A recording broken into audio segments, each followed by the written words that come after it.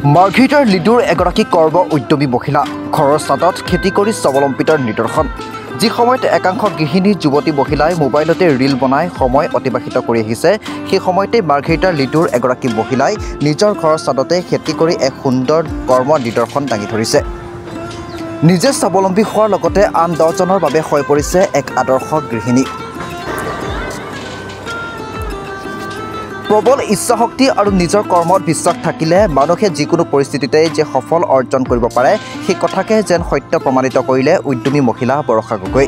বৰষা গগৈয়ে নিজৰ ঘৰৰ ছাদতে বিভিন্ন ধৰণৰ বতৰৰ শাক পাচলিৰ খেতি কৰি ঘৰৰ বজাৰখন ঘৰতে বনাই লোৱাৰ লগতে অতিৰিক্ত শাক পাচলি বজাৰত বিক্ৰী কৰি নিজৰ প্ৰয়োজনীয় সামগ্ৰী নিজে ক্ৰয় কৰি লোৱাৰ উপৰিও দুপইচা ৰাহি কৰিবলৈ সক্ষম হৈছে।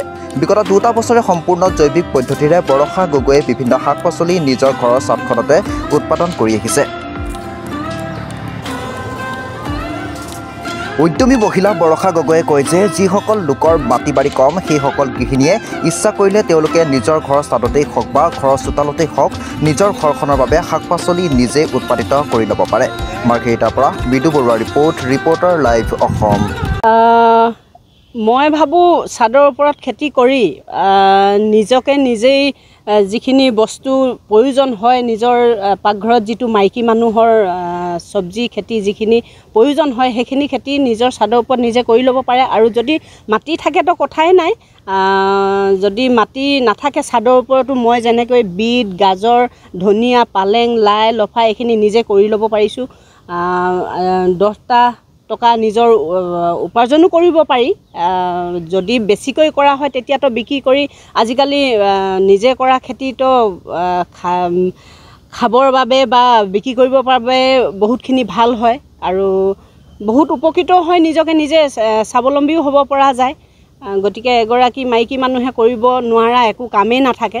মানুহে কয় মাইকী মানুহে একো কৰিব নোৱাৰে কিছুমানে, কিন্তু মাইকী মানুহেই আজিকালি বহুত কিবা কিবি কাম কৰিও আছে আৰু কৰি থাকিব পাৰিব।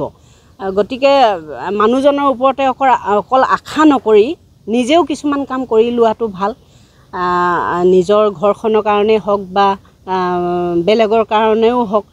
এতিয়া ধৰক মই কিবা এটা কৰি আছোঁ, বেলেগে বেয়া নাপায়, তেখেতলোকেও যদি কিবা এটা কাম এনেকৈ কৰি আগবাঢ়ি যাবলৈ বিচাৰে কৰিব পাৰে। আৰু সৰু সুৰা এখন ছাদতে বহুতখিনি নিজৰ লাগতিয়াল বস্তু ৰুই ল'ব পাৰিব বা কৰি ল'ব পাৰিব। গতিকে মই এইখিনিয়ে ক'ম। গৃহিণীসকলৰ প্ৰতি কি আহ্বান জনাব? গৃহিণীসকলৰ প্ৰতি মই এইটোৱে আহ্বান জনাম, কাৰণ মই নিজেই যিটো কষ্ট পোৱা নাই, কষ্ট বুলিয়ে ক'ম, কাৰণ আলু আনিবলৈ হ'লেও বা পিঁয়াজ এটা লাগে বুলি ক'বলৈ হ'লে মানুহজনক ক'ব লগা হয় বা নিজে দোকানলৈ যাব লগা হয়।